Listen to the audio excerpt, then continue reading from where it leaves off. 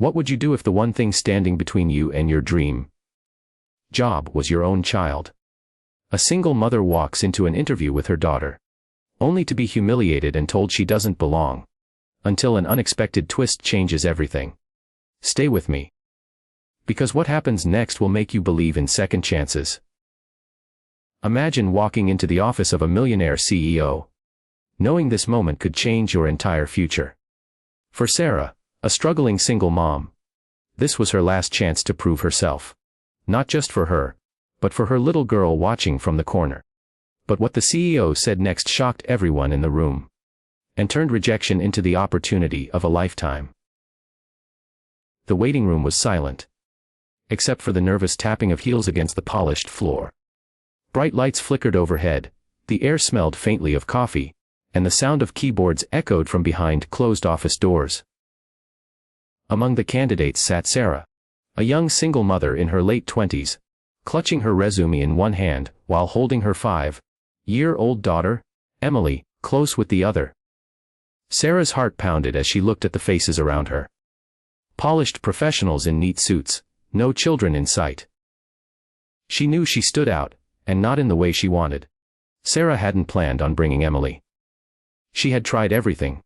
Calling babysitters, pleading with neighbors, even considering leaving her little girl with the kind woman who worked at the bakery downstairs. But no one was available, and Sarah had already missed too many opportunities before because she couldn't find childcare. Today was different. Today's job interview could be life-changing. She couldn't afford to miss it. With a whispered promise to Emily, "Just be brave for me, sweetheart," she had brought her along. But when Sarah's name was finally called, the HR manager froze at the sight of Emily. His forced smile quickly turned into disapproval. "I'm sorry, Miss Turner," he said firmly, shaking his head. "You can't bring a child into a professional interview. It's disruptive. This is not a daycare." The words struck Sarah like a slap. Her cheeks burned. "Please, sir," she whispered, her voice trembling. "I had no choice. I promise she won't make a sound. I just need a chance to prove myself." Emily clutched her mother's hand tighter, her big eyes looking up at the adults with innocent confusion. But the man was unmoved. "We have strict policies. It's unprofessional. You'll have to reschedule." A heavy silence fell in the room. Other candidates smirked, shaking their heads as if Sarah's presence confirmed their belief that she didn't belong there. Tears welled up in her eyes, but Sarah held them back, unwilling to cry in front of strangers. She had faced rejection before, but this time it stung deeper. She had sacrificed everything: her sleep, her pride, her last few dollars to even get to this interview. And now it was slipping away, not because of her skills or experience, but because she was a mother who refused to abandon her child. Just as Sarah gathered her bag, ready to leave in humiliation, the glass doors at the end of the hall opened. A tall man in a sharp suit walked in, his presence commanding instant respect. Conversation stopped. Every employee straightened in their chair. It was none other than Richard Lawson, the CEO of the company, a self-made millionaire known for his bold vision and ruthless determination. But beyond his reputation, Richard had a story of his own, one not everyone knew. His eyes fell immediately on Sarah, standing at the doorway with her child, her shoulders slumped in defeat. Something about the scene made him pause.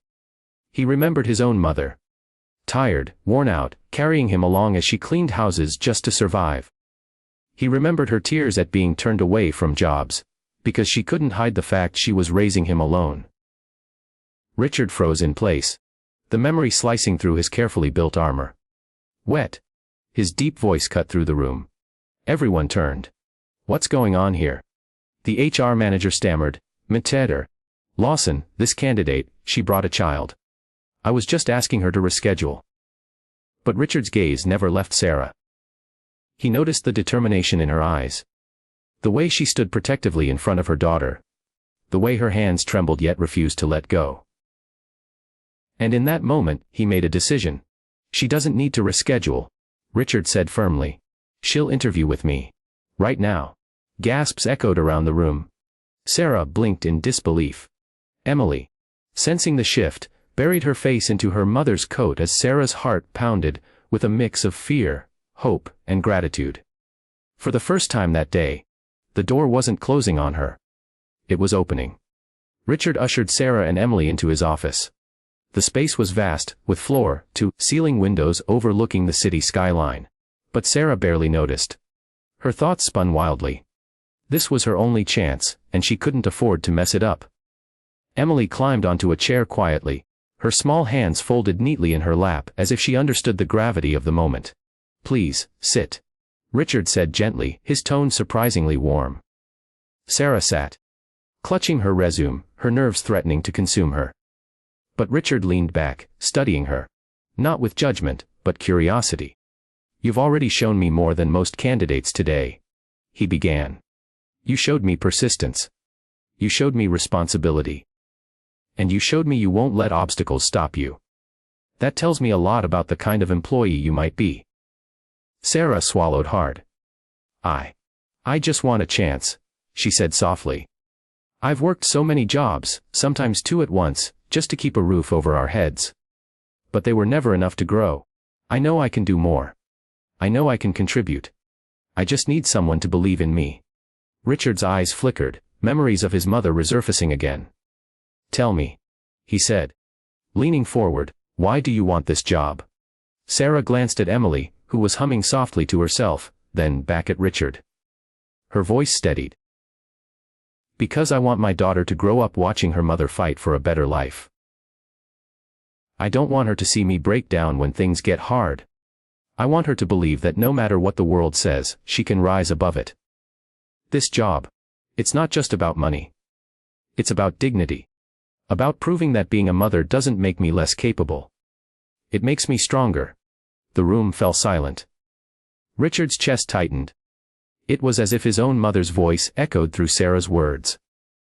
He saw not just a candidate, but a fighter. Someone who had known struggle.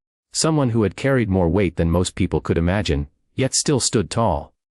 He leaned back, exhaled slowly, and then smiled. "You're hired." Sarah's eyes widened. "Doubles. What? You're hired?" Richard repeated, his voice firm, not out of pity. "Not because of your daughter. But because you have exactly the kind of determination I want in this company. We can teach skills. We can't teach heart. And you've already proven you have it." A tear spilled down Sarah's cheeks as she covered her mouth with her hand. Emily clapped her tiny hands, beaming without even fully understanding what had happened. Only that her mother was happy. Richard stood and extended his hand. "Welcome to the team, Sarah." For the first time in years, Sarah felt hope wash over her like sunlight breaking through clouds. She shook his hand firmly, silently promising herself that she would prove him right. That she would never waste this chance. As they left the office, Sarah whispered to Emily, "We did it, sweetheart." Emily giggled, "Mummy, you're amazing." But Sarah knew the truth. It wasn't just her strength. It was the moment a door had opened when the world tried to shut it. It was a reminder that kindness, empathy, and belief could change someone's life forever. And somewhere deep down, Richard Lawson silently thanked his own mother for teaching him to never forget where he came from, and for guiding his hand in giving another single mom the chance she deserved. The lesson was clear: sometimes, rejection is not the end. Sometimes, it's just the moment before the right door finally opens.